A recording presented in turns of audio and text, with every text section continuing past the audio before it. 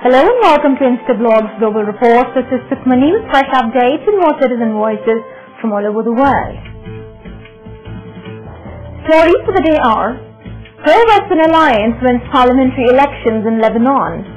A team of Afghan officials visiting Iraq to kickstart diplomatic relations. Nigerian authorities seize a large consignment of Chinese-produced fake drugs labeled as made in India. And Kenya is set to abolish death penalty.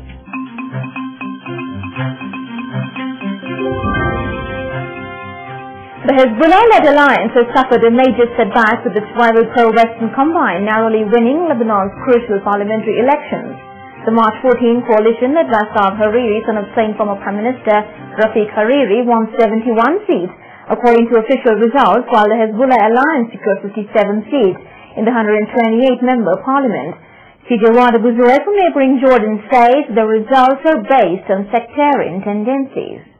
This is Wad Abu Zuhair reporting for the Instablogs from Jordan. Lebanese elections for parliament seats are over and results are out, revealing the outcomes of 71 seats won by the American-backed alliance going under the name of March 14 Coalition and guided by the Hariri family, in comparison to 57 seats won by the Hizbullah-led coalition. The reason behind the current situation is thought to be due to Sunni standing behind the Hariri family based on sectarian tendencies, while forgetting the fact that Hizbullah was the party behind freeing South of Lebanon from Israeli occupation. Hizbullah has accepted the results, and it is now time for March 14 alliance to show that they care more about Lebanon than for the position of being in control of Lebanon. A team of Afghan officials are visiting Iraq to restart the diplomatic ties which broke when Taliban took over in Afghanistan and Iraq was ruled by Saddam Hussein. The diplomatic mission is being headed by Afghan Foreign Minister Rangin Dadfar Spanta. CJ Ramuddin Daram from Kabul hopes the restoration of diplomatic ties will bring hope to the millions suffering in both the nations. This is Ramuddin Bahram from Kabul on Instablogs.com. Afghan officials are hoping to start ties with Iraq all anew. A high-level Afghan delegation has already reached Iraq to level ground for a meeting between the foreign ministers of the two American-invaded nations. According to the Afghan officials, the Iraqi government has also agreed to initiate diplomatic ties between the two nations. Afghanistan and Iraq have had no diplomatic relations for the last 12 years. The ties broke when Taliban took over in Afghanistan and Iraq was ruled by Saddam Hussein. Afghanistan and Iraq have numerous areas of interest. People of both countries are predominantly Muslims, for example, and share cultural and religious bonds. One thing more that they share in common since March 2003 is the American invasion of both countries. These diplomatic ties are hoped to bring about new rays of hope in the hearts of suffering people of the two nations. New Delhi has registered strong protests with the Chinese mission and the Chinese Foreign Trade Ministry of Nigeria's National Agency for Food and Drug Administration and Control caught a large consignment of fake anti-malarial generic pharmaceuticals labeled made in India but actually found to have been produced in China.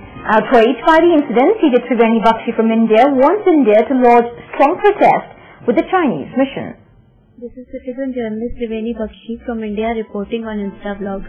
The accidental exposure of consignment of fake anti-malarial generic pharmaceuticals in Nigeria, which was labelled as made in India and actually found to be produced in China, is absolutely outrageous.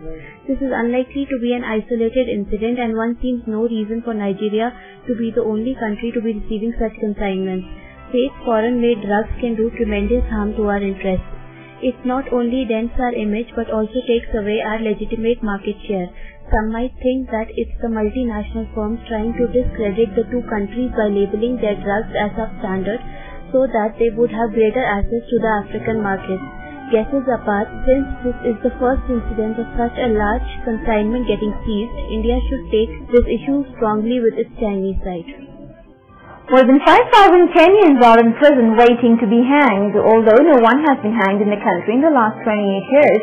CJ Hariri raises the question as to what these men and women are doing on the death row, especially when the president will not assent to the use of capital punishment.